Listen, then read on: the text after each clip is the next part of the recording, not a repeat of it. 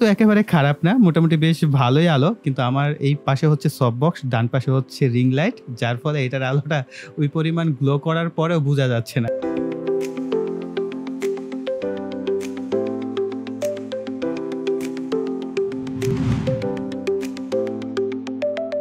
এটি একটি interesting video. I think আপনাদের সবারই পছন্দ হবে। জেনারেল পিপল যারা আছেন তারা সবাই এই ধরনের টপিকস গুলো পছন্দ করে থাকেন।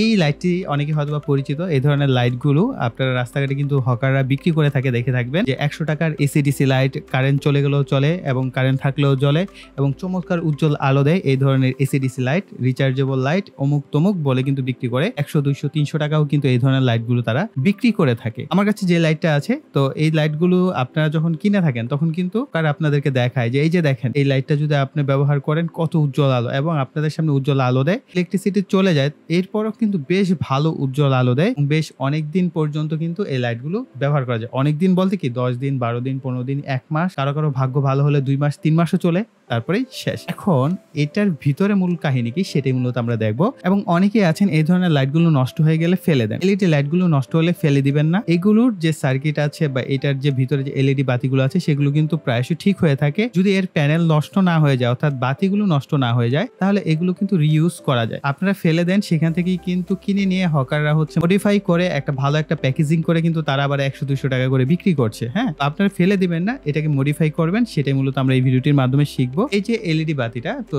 এই এলইডি বাতিটা মেবি কিনে আনার পর ৫ দিন বা ৬ দিন চলেছে। এটা আমি কিনি নাই, তো যেই কিনেছে সে কিনে আনার পর হচ্ছে ৫-৬ দিন সে চালানোর পরেই এই অবস্থা। তো এখন এটাকে আপগ্রেড করার পরিকল্পনা করা হয়েছে। তো আমরা এটাকে খুলি। এই যে উপরের অংশটা আছে, এটাকে বামে পেজ ঘুরাবেন।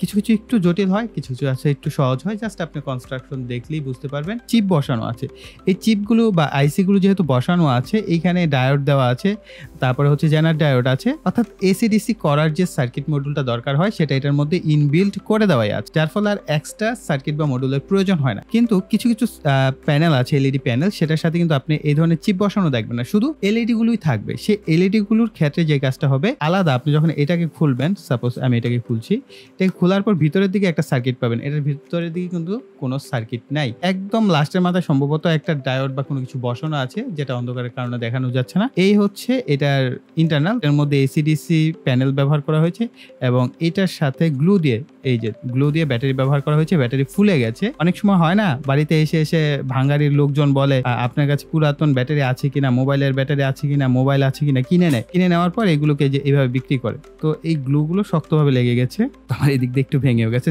এইটার প্লাস্টিক এতটা বাজে এবং লো গ্রেডের ব্যবহার করা হয়েছে, হালকা চাপ লাগলেই মনে হচ্ছে যে ভেঙে যাবে। অলরেডি এখানটা আমি ভেঙে ফেলেছি, সো শব্দটা শুনতে পেয়েছেন। তো এটা, এই গ্লু খোলাটাও কঠিন হয়ে যাবে। সো আমি আস্তে ধীরে এই গ্লুটা খুলছি।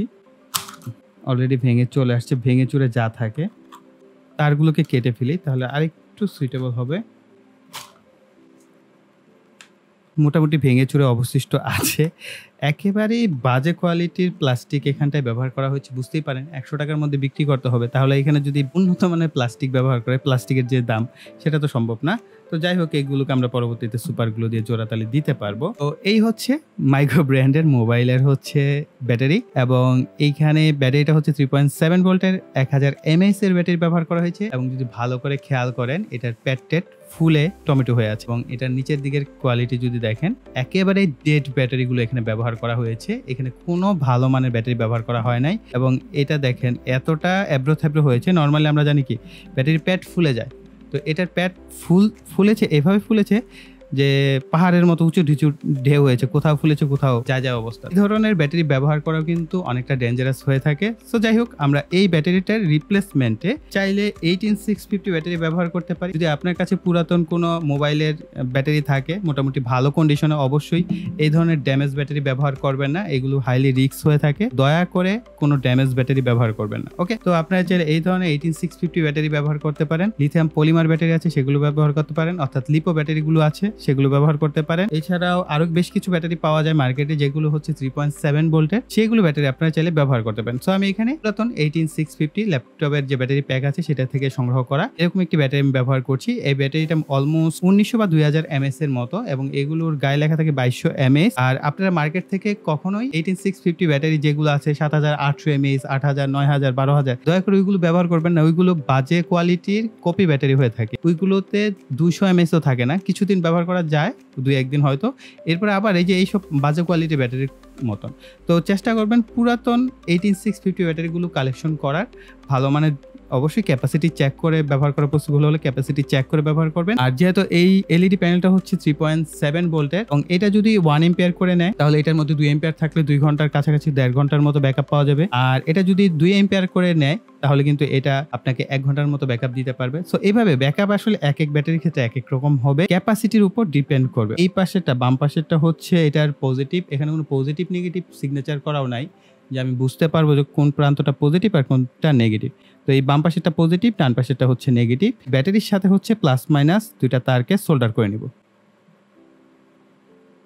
অনেক সময় আপনাদের যে সোল্ডারিং লিড ব্যাটারির মধ্যে লাগতে চায় না, এই কারণে ব্যাটারিটাকে একটু ঘষে টষে নেবেন, তাহলে সোল্ডারিং লিডটা ভালো মতো লাগে। আবার একটু ভালো কোয়ালিটির যদি লিড ব্যবহার করেন তাহলে কিন্তু এই সোল্ডারিং লিডটা ভালোভাবে লেগে যায়। ওকে, এখন আমরা এই যে ব্যাটারির পজিটিভ প্রান্ত যেটা আছে এটার সাথে একটা লাল তারকে সোল্ডার করে নিচ্ছি, আর নেগেটিভ সাথে একটা কালো তারকে সোল্ডার করে নিব। ওকে,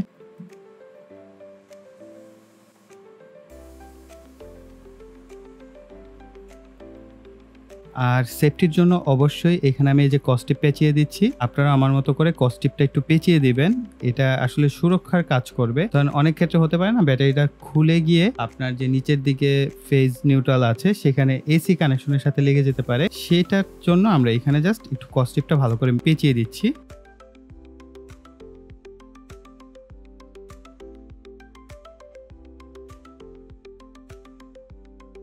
খুব কেয়ারফুলি আমাদের এই জায়গাটা সোল্ডারিং করে নিতে হবে।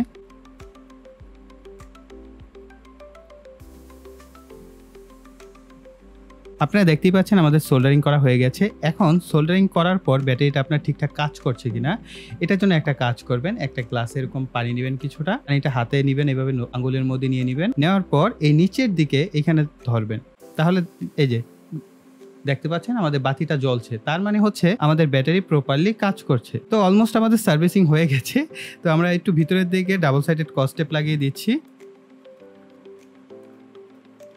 এরপর আমরা এই ব্যাটারিটাকে ভিতরের দিকে দিয়ে দিব, এটার সাথে একটু ডাবল সাইডেড কস্টেপ লাগিয়ে নেই, তাহলে সুরক্ষিত থাকবে আর একটু।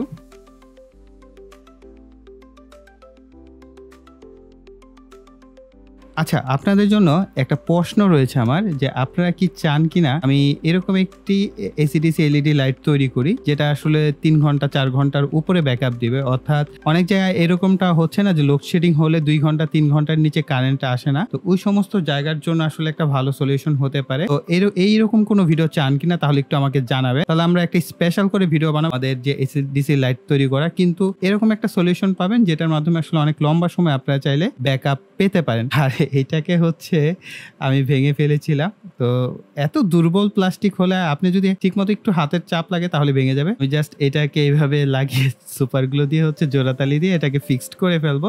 আরেকটা প্রক্রিয়া আছে আমার কাছে, সেটা হচ্ছে আমি এখানে একটা কস্টিপ মেরে দিলে সুন্দরভাবে এটা লেগে থাকবে। তো যাই হোক প্রিয় ভাইরা, এই ছিল আমাদের একটা ছোটখাটো এক্সপেরিমেন্টাল ভিডিও। এই ধরনের ভিডিও আসলে আমার করতে কিরকম জানি লাগে, খুবই সিম্পল টপিকস হয়ে থাকে, কিন্তু আমি আবার মাঝে মাঝে চিন্তা করি আমার ভিডিও সকল শ্রেণীর মানুষ দেখেন। আমার অনেক প্রিয় ভাইরা আছেন যে ইলেকট্রনিক্স ভালোবাসে কিন্তু ইলেকট্রনিক্স নিয়ে কাজ করার সুযোগ হয় না বা শেখার সুযোগ হয় না, কিন্তু আপনারা এই ধরনের ভিডিওগুলো দেখতে পছন্দ করেন বা নিজেরা টুকটাক ক্রিয়েটিভিটি প্রকাশ করতে ভালোবাসেন বা শেয়ার করতে ভালোবাসেন, তো তাদের উদ্দেশ্যে আসলে আমার এই ভিডিওটি করা। তো এরকম আরো অসংখ্য ভিডিও আসবে ইন ফিউচারে, অনেক ধরনের ছোট ছোট এক্সপেরিমেন্ট করব যাতে আমার প্রিয় ভাইরা এই ছোট ছোট বিষয়গুলো ভালোভাবে জানতে পারেন, অবজারভেশন করতে পারেন, নিজেরা নতুন কিছু ক্রিয়েটিভিটি তৈরি করতে পারেন। এটাই আমার ভিডিওগুলোর মূল উদ্দেশ্য থাকে। তো আশা করি আপনারা সবসময় আমার পাশে থাকবেন, সাপোর্ট দিবেন, ভিডিওতে লাইক দিবেন অবশ্যই, এবং অবশ্যই এই ভিডিওতে কমেন্ট করবেন যে এই ধরনের আরো এক্সপেরিমেন্ট ভিডিও প্রিয় ভাইরা চান কিনা। আমি এই ভিডিওতে চাই যে মিনিমাম 500টা লাইক আপনারা আমার এই ভিডিওতে কমপ্লিট করে দেবে। আর যারা এখনো এই চ্যানেলটি সাবস্ক্রাইব করেন প্রিয় ভাইরা অনেক কিছু মিস করে যাচ্ছেন, ভিডিও খালি দেখলেই হবে না, চ্যানেল সাবস্ক্রাইব করে রাখতে হবে, পাশে বেল বাটনটি অ্যাক্টিভ করে রাখতে হবে, তাহলে পরবর্তী ভিডিও ছাড়লে আপনার কাছে নোটিফিকেশন চলে যাবে। এই বলে এখানে বিদায় নিব, সকলে ভালো থাকবেন, সুস্থ থাকবেন, টাটা।